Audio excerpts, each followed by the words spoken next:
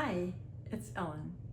I'm going to be working on the painting again today, and what I'm planning to do is draw in some branches and leaves from the live oak outside in the backyard.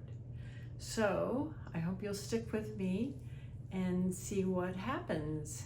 I don't know exactly how this is going to work out, although I did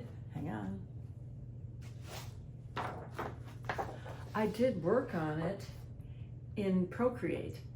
So it's kind of like, maybe this will work. I'm not sure. It might cause the shapes that interact to be a little too small. I'm not sure about that. Anyway, we'll see how it goes.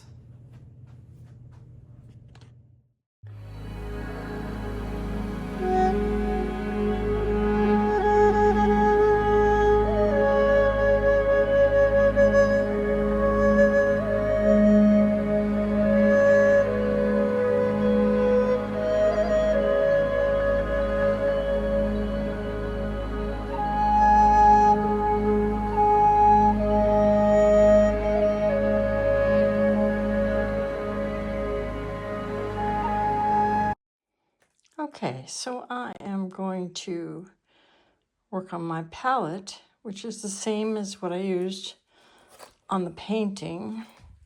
Turquoise phthalo, or phthalo turquoise, as I like to call it. It's my blue-green, quinacridone crimson, which is no longer available. I have 2 tubes of it, so I'm going to use them up.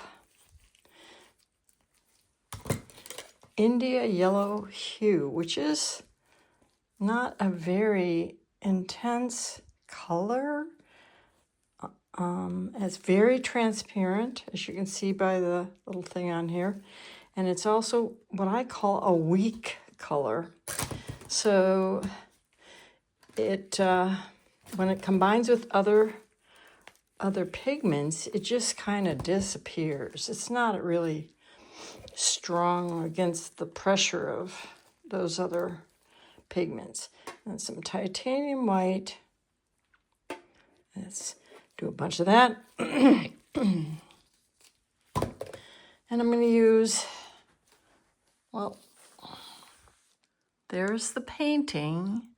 And so far, I'm not having a lot of medium in the paint. But I think to smooth it out a little, I'm going to use medium today so that it flows better off the brush.